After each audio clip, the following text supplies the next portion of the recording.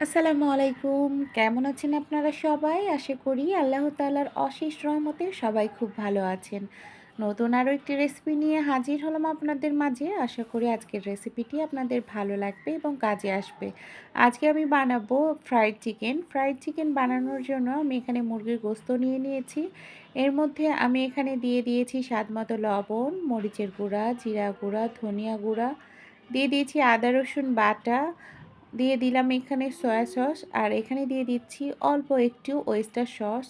আমি সবগুলো উপকরণ খুব ভালোভাবে মুরগির মাংসের সাথে মেখে নিব। এটা খুব ভালোভাবে কিছুক্ষণ মেখে নিয়েছি। এটা এখন আমি ম্যারিনেট করার জন্য র্যাপ করে নিচ্ছি। র্যাপ করে এটা আমি নর্মাল ফ্রিজে আধা ঘন্টার জন্য ম্যারিনেট করে রেখে দিব। তো আমার ম্যারিনেট করা হয়ে গেছে। এই যে আধা ঘন্টা পরে ফ্রিজ থেকে বের করে নিয়েছি। এখন আমি এখানে মুরগির মাংসগুলোকে কোট করে নিব। কোট করার জন্য এখানে কিছুটা পরিমাণের ময়দা আর নিয়ে নিচ্ছি কর্নফ্লাওয়ার। এখন আমি এর মধ্যে অল্প একটু লবণ দিয়ে দিচ্ছি, দিয়ে দিলাম মরিচের গুঁড়া। এবার আমি এই সবগুলো শুকনো উপকরণকে খুব ভালোভাবে মিক্সড করে নিয়েছি। এখন একটা একটা করে এই যে মুরগির মাংসগুলোকে নিয়ে প্রথমে ময়দা কোট করব, এরপরে আবার পানিতে চুপিয়ে আবার কিছুক্ষণ ময়দার কোট করে নেব। ঠিক এইভাবে, যেইভাবে আমি করছি এইভাবেই দেখতেই পাচ্ছেন। তো এইভাবে আমি সবগুলো মুরগির মাংস কোট করে নিব, এরপরে আমি ভেজে নিব।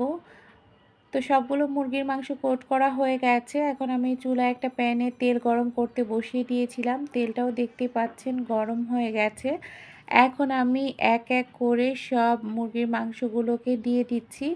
আর আমি চুলার আঁচটা মিডিয়াম টু লো হিটে রেখেছি। এতে করে ভিতর থেকে চিকেনটা কুক হয়ে আসবে এবং বাইরেটা পুড়ে যাবে না।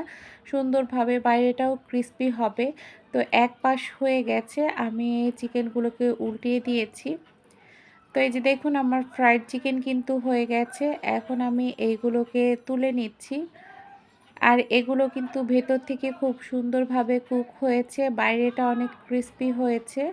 আমি আপনাদের এটা একটা ভেঙে দেখাচ্ছি, দেখতেই পাচ্ছেন কতটা সুন্দরভাবে এটা কুক হয়েছে। আশা করি আপনাদের আমার এই রেসিপিটি ভালো লেগেছে। ভালো লাগলে লাইক, শেয়ার, কমেন্ট করতে ভুলবেন না। সবাই ভালো থাকবেন। আল্লাহ হাফেজ।